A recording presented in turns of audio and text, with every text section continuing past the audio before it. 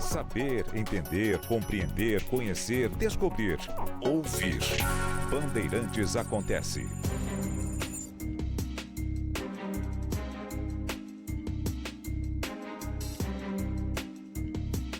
A confusão, a maneira grotesca como se discutiu a questão da reoneração ou da manutenção da desoneração de 17 setores econômicos para que haja um ambiente mais propício para a geração de empregos, para evitar demissões, enfim. Ela foi conduzida de uma maneira grotesca. Primeiro no Congresso, que em nenhum momento percebeu a obviedade de levantar a bandeira conceitual da desoneração do emprego. Não para 17, mas para todos os setores econômicos. Mas por causa de uma visão conceitual. Não se pode encarecer a geração de empregos e, portanto, não se pode dificultar a geração de empregos, a abertura de vagas. E não se deve, com a legislação tributária, produzir um ambiente propício a demissões, quase um incentivo à redução do número de funcionários, por causa do custo por vaga e, portanto, per capita. Isso é conceito. E o Congresso parece não enxergar isso. O governo foi pior, porque além de insistir e passar a fazer argumentações sofistas a respeito da desoneração, tudo bem, mas levou o seu ponto de vista para o Congresso. Perdeu, vetou, perdeu de novo, o que significa assunto encerrado. O governo foi lá, apresentou suas posições,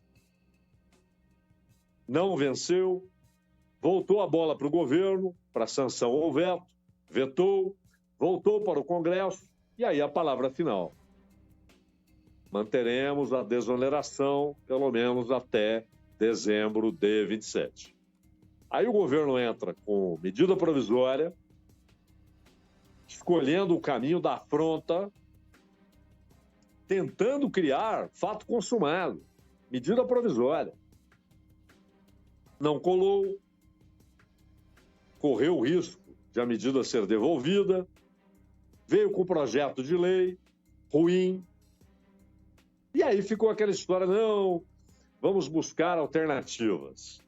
E, por fim, o tal buscar alternativas resumiu-se a buscar fontes de arrecadação para compensar a desoneração enquanto houver. Só que a desoneração passou a ser progressivamente desmontada. Esse foi o acordo. Este ano é o que estava valendo, no que foi aprovado pelo Congresso, o ano que vem menos, 27, menos ainda, 28, reoneração total. Uma derrota para a economia brasileira, uma derrota para os trabalhadores brasileiros, mas quando percebeu que no Congresso, no embate, não haveria a saída que queria, o governo foi ao Supremo. E aí, o Supremo poderia dizer o que a Constituição diz. É só o que se espera do Supremo. O Supremo não tem de dizer, não, é inconstitucional, mas vamos dar um jeitinho para fazer um meio campo aí. Vamos fazer uma solução que vai se desencadeando, vai sendo implementada ao longo do tempo. Não pode. Se é inconstitucional, é imediatamente inconstitucional. Se não é inconstitucional, o assunto não é nosso, é assunto do Executivo e do Legislativo. Não tem de considerar questões financeiras, porque o Supremo não é uma assembleia de sábios, nem uma assembleia de mestres em economia. Não é isso, eles não são pagos para isso. E ainda que fossem mestres em economia, não estão lá para cumprir esse papel, mas para dizer que é o que não é constitucional. Mas o Supremo resolveu buscar uma solução intermediária. E aí o governo passou a buscar, então, soluções financeiras para a compensação do que ele diz perderá. Que é discutível. Mais gente empregada, mais gente consumindo, mais consumo, mais produção e consumo, mais arrecadação. De resto, a única maneira saudável de um Estado aumentar sua arrecadação é quando a economia cresce. E não aumentar a participação relativa na economia. E aí, o Senado trabalhou, fez uma proposta, o governo apresentou ideias, algumas rechaçadas, outras aprovadas. E no meio dessas ideias veio o que eles chamam de incorporação de valores esquecidos em contas bancárias.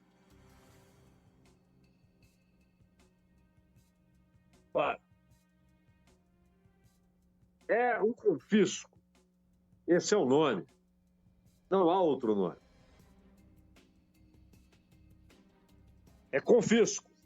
E aí, ocorreu algo muito interessante. Muita gente chamou pelo nome. Isso é confisco. E aí o PP, partido PP de pato, foi ao Supremo com uma ação contra a incorporação, assim chamada, ou confisco desses valores que as pessoas esqueceram. Sabe-se lá, né? Planos econômicos e mudança de conta. O fato é que esse dinheiro tem dono. Ele não foi doado aos bancos nem ao governo. Ele é das pessoas, ou de empresas, pessoas físicas.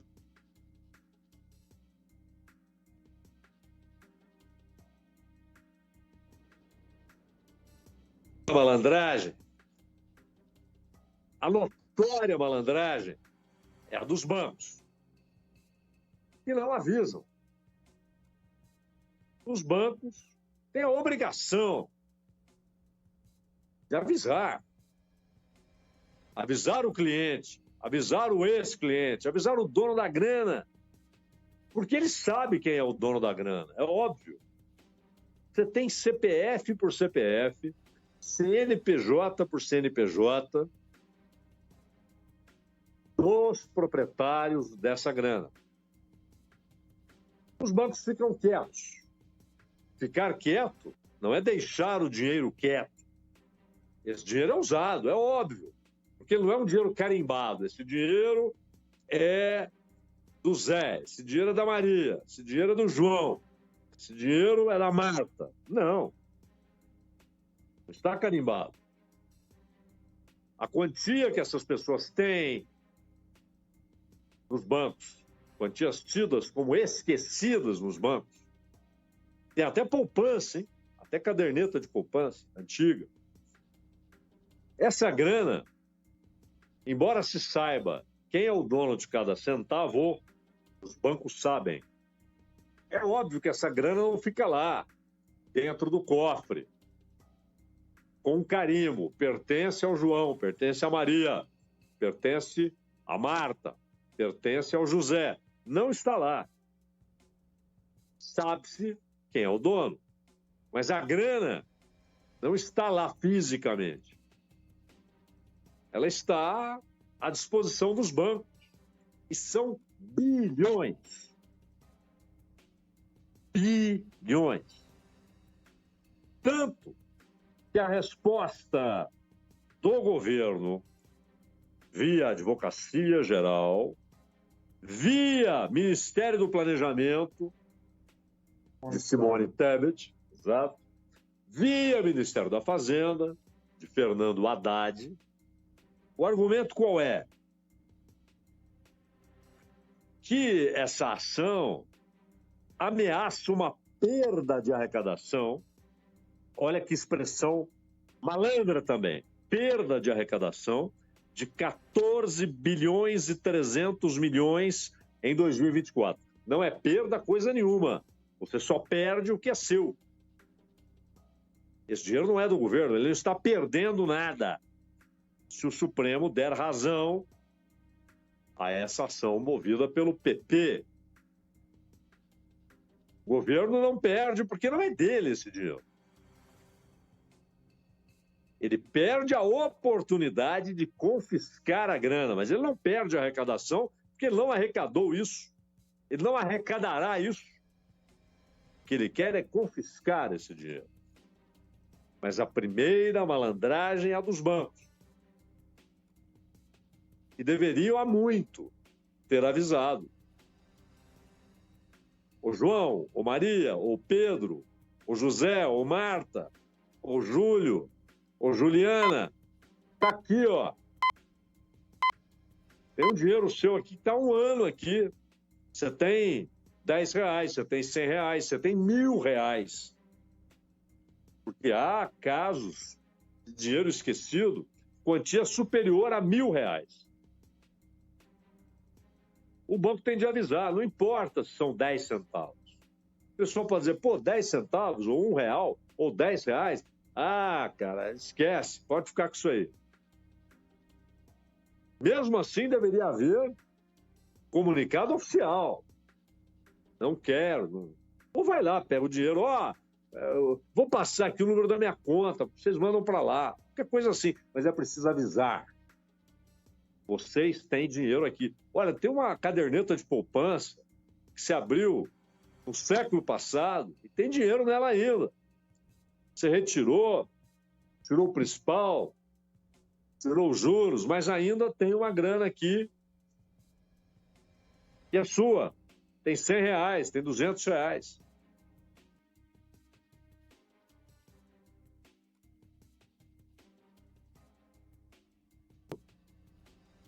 Quer que transfiramos? Hoje é moleza. O banco faz isso em segundos. Não. Ficam quietos. Porque são bilhões. E esse dinheiro é usado. Ele vira capital e capital que busca retorno. Tem renda que é remunerado em qualquer tipo de aplicação. São bilhões. O Banco Central não sabe de nada. Não falou com os bancos. Escuta, essa grana aí, vocês precisam avisar os donos. Precisam avisar os donos do dinheiro. Esse dinheiro é deles. O Banco Central... Está com os bancos, está em casa, está tudo bem. O Ministério da Fazenda só olhou para o assunto porque quer a grana. Quer a grana para fins de cumprimento do quê? Da obsessão, a meta fiscal, a armadilha na qual se enfiou o governo. E uma armadilha que é derivada de outra armadilha lá do governo Fernando Henrique, que estabeleceu o déficit primário como meta permanente e o nível de déficit primário, um teto. Quando o déficit primário diz nada, o que conta é déficit nominal. Mas aí também é uma armadilha. É a mesma lógica do tal teto de gastos, e agora da nova política fiscal. Limitem, coloquem teto baixo, sobre tudo, menos sobre custos financeiros.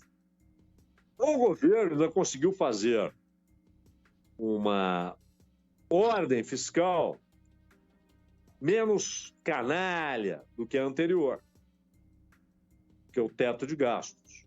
Conseguiu deixar alguns investimentos ou alguns custos fora do novo teto. Mas o importante é que o pagamento da dívida, de seus juros, a dívida que você paga e quanto mais paga, mais deve, o brasileiro sabe bem como funciona e o Estado brasileiro também sabe.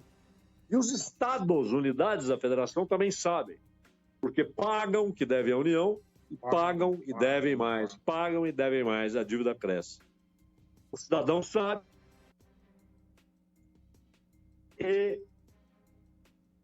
o Estado brasileiro sabe. É a dívida pública. Se você deve pagar. Você tem a obrigação de pagar. Mas você deve saber o que indexa a sua dívida. E quem controla os indexadores? Sabe quem controla os indexadores da dívida pública no Brasil? Os credores, inclusive via Selic.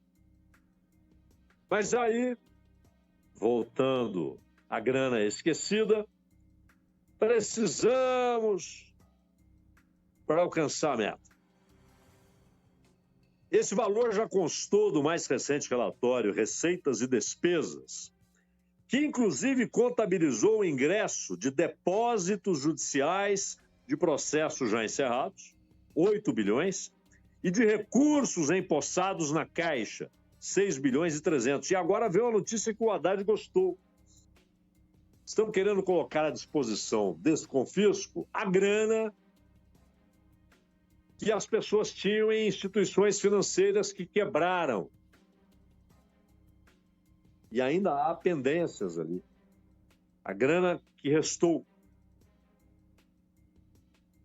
O Edson Fachin pediu informações à Advocacia Geral da União, pediu parecer da PGR, que vai se manifestar depois da AGU, Advocacia Geral da União.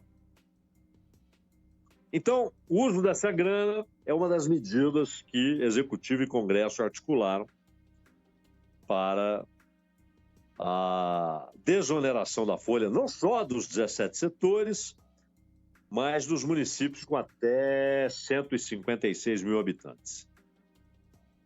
O partido que entrou com a ação, o PP, diz que a medida configura apropriação de valores privados e viola o direito à propriedade previsto na Constituição. E diz que o dispositivo desconsidera que eventual mora no levantamento de depósitos ou a mera falta de atualização cadastral não implicam renúncia ao direito sobre os valores depositados. O dinheiro tem dono. Agora, a resposta da AGU é lamentável. Ela escolheu um péssimo argumento. Diz que o direito à propriedade não é absoluto e, portanto, pode ser relativizado diante de outros direitos protegidos pela Constituição. Meu Deus do céu. Claro que o direito à propriedade não é absoluto. Se alguém tem uma terra e resolve fazer uma grande, larga queimada e o fogo vai em direção a outras propriedades, aí entra o argumento. O direito à propriedade não é absoluto, não é porque a terra é sua que você pode ameaçar as terras vizinhas. O direito à propriedade não significa o carro é meu, então eu posso andar a 200 quilômetros por hora na marginal do Rio Tietê, porque o carro é meu. Não. o uso do seu carro está sujeito às regras e restrições. Então, a história de que a propriedade não é absoluta, além, claro, de um princípio que está na legislação agrária desde os tempos de Humberto de Alencar Castelo Branco, renovado tal princípio na Constituição e utilizado em decisões do Judiciário brasileiro, de que a propriedade da terra deve estar associada ao chamado uso social. Ou, pelo menos, que não haja um uso que viole direitos sociais, direitos comunitários e não infrinja a lei. Bom, eu tenho uma terra aqui, eu vou plantar um negócio que é ilícito. Não pode. O direito à propriedade da terra não permite que você infrinja a lei, nem que você desconsidere interesses sociais e coletivos e comunitários. Isso não tem nada a ver com esse dinheiro esquecido. Diante de outros direitos protegidos pela Constituição, esse argumento da AGU é cretino. E ela continua: a lei se mostrou essencial no sentido de viabilizar a desoneração da folha, de modo a observar a responsabilidade fiscal, além de permitir a manutenção da referida política pública, a qual se apresenta relevante para as respectivas empresas e para o crescimento econômico. Você quis fazer uma tese econômica e mistura com a ideia de que o direito à propriedade não é absoluto? Sim, não é. A velha e proverbial consideração popular de que o direito de um termina onde começa o do outro, a liberdade de um termina onde começa a do outro, mostra que há limites para os direitos. Mas não significa que haja qualquer relação entre esse princípio e confisco de dinheiro que tem dono. Esse argumento é cretino. É um sofisma barato, mas bem barato. E não será, imagino, esse argumento que vai pesar na decisão do Supremo. O governo sustenta que não há ofensa ao devido processo legal, porque nas duas hipóteses em que a lei permite a incorporação dos recursos pelo Tesouro, depósitos judiciais em processos finalizados perante órgão do Poder Judiciário da União e contas que não foram atualizadas, há diversos prazos para oportunizar, meu Deus, não usem esse verbo, a ação ou manifestação do interessado. E daí? Por que não mandaram avisar o interessado nos últimos anos? Por que o Banco Central não disse aos bancos: avise os interessados, avise os donos, que eles têm dinheiro aí? Não, nunca houve essa preocupação. Agora, você tem um mês. Agora você tem 10 dias. É confisco. Por uma razão ruim, o assunto que desencadeou essa possibilidade, pessimamente conduzido por todo mundo, Congresso, Supremo, governo, e é confisco. E mais, essa obsessão e a ideia de que, ao fim, o prêmio será um carimbo que o capital financeiro colocará na testa do Haddad, da Tebet, do governo. Vocês são bonzinhos, são comportados, não nos molestaram, não contrariaram nossos interesses. Isso não vira nem voto, Haddad. Claro. Nem voto. E aí, se isso é considerado como um bom argumento, você abre um precedente terrível que pode ser usado por outro governo daqui a 10, 15, 20 anos, mas como precedente aberto por decisão do Supremo, para ataques a outros direitos do cidadão. Haddad, Tebet, Lula. É o seguinte, você tem no estado do Rio de Janeiro, vocês têm ideia do percentual de pessoas que hoje vivem sem o Estado de Direito? Vivem em áreas perdidas pelo Estado e sob controle de gente armada, sob ordens, com a vida controlada. Essa gente está alienada, lançada fora do Estado de Direito.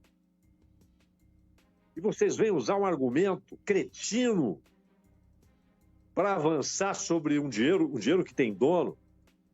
Antes, deveriam ter dito aos bancos: avisem os donos, esse dinheiro não é dos bancos, esse dinheiro também não é do governo. Mas, pelo visto, ao fim, ele não será apenas do seu legítimo dono.